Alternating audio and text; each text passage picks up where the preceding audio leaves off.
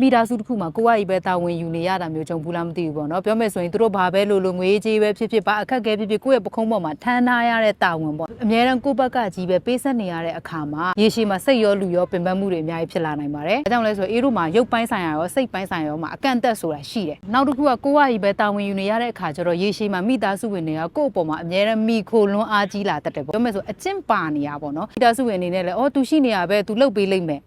သူတို့ဘက်ကနေလည်းဒါသူတို့တာဝန်မဟုတ်ဘူးလို့တွေးလာနိုင်တယ်လို့တာဝန်ယူခြင်းစိတ်လည်းညော့နေလာနိုင်တယ်ကိုယ့်ရဲ့တာဝန်လို့မတတ်မှတ်တော့ဘာကြောင့်ကိုကအမြဲတမ်းလုပ်ပေးနေတာ哦သူတို့တွေနဲ့ကိုယ့်ဘက်မှာပဲတာဝန်ရှိရလို့မှတ်ယူလိုက်တော့တာတကယ်တမ်းမိသားစုဝင်တိုင်းကသူတို့ကိုယ်စီတာဝန်ယူနိုင်တဲ့ဘက်ကအတီးတီးယူတာအကောင်းဆုံးပဲငွေကြေးပိုင်းပဲဖြစ်ဖြစ်အိမ်မှုကိစ္စပဲဖြစ်တခြားပါကိစ္စပဲဖြစ်ဖြစ်အခက်အခဲရှိလာတဲ့အခါမှာအတူတူဖြေရှင်းတာမျိုးကိုတယောက်တည်းကိုပဲပုံပြီးတော့ဖိအားတွေပင်ရေးရှိပဲခံနိုင်မလဲဟုတ်တယ်မလားပြီးအဲ့ဟာလည်းမကောင်းဘူးအရင်ကတာဝန်တိစိတ်များလို့ရင်လည်းမကောင်းဘူးကိုယ်တိုင်ကအလိုမလိုက်မိဖို့လိုတယ်သူတို့တာဝန်တော့သူတို့ယူရမယ်ပေါ့နော်ကိုလည်းဖြည့်ဆည်းပေးနိုင်ဘက်ကဖြည့်ဆည်းမယ်အနေအချင်းတော့သူတို့လည်းတချို့အရာတွေကိုတာဝန်ယူမှသာမျှတမှာကိုတယောက်တည်းဆိုအများကြီးပင်ပန်းလိမ့်မယ်နောက်တစ်ချိန်ကိုမရှိတော့ရင်ကို supporting မပေးနိုင်တော့တဲ့အခါကျရင်ဘယ်သူတွေဒုက္ခရောက်မှာလဲသူတို့ပဲဒုက္ခရောက်မှာဒါကြောင့်မလို့ကျမတို့တွေနဲ့ကပေါ့နော်အများတိုင်းပံ့ပိုးပေးနေစရာမလိုအဲ့အကျင့်ကိုတော့မလုံနဲ့အဲ့အကျင့်လုံလိုက်ကိုကပို့ပြီးလဲပင်ပန်းတယ်သူတို့ဘက်ကကြည့်ရင်လဲသူတို့ကိုယ်တိုင်ကစူးစမ်းခြင်းစိတ်တွေလျော့တယ်ဒါကြောင့်ပွင့်ပွင့်လင်းလင်းပြောပြပါတာဝန်တွေခွဲဝေပေးတတ်ရမယ်စီကံတက်မှတ်ရမယ်အေးစစ်စစ်နဲ့နားဝင်အောင်ပြောပြီးတော့သူ့အပိုင်းကို့အပိုင်းဆိုတဲ့တာဝန်ကိုတိတက်ဖို့ပေါ့နော်ကိုအနေနဲ့လည်းပြောပြဖို့လိုအပ်ပါတယ်ဒီကကိုယ့်ရဲ့ပခုံးပေါ်မှာအများကြီးထမ်းစရာမလိုဘူးကိုယ့်ပခုံးပေါ်အားလုံးပြစ်တင်စရာမလိုဘူးတိတက်တာကောင်းတယ်ဒါပေမဲ့အလိုလိုက်လွန်းတာပေးဆက်လွန်းတာကြတော့အဆင်မပြေဘူးပေါ့နော်ဆိုတော့ဒီအရာလေးကိုရှင်းပြပေးချင်ပါတယ်အားလုံးကိုကျေးဇူးတင်ပါတယ်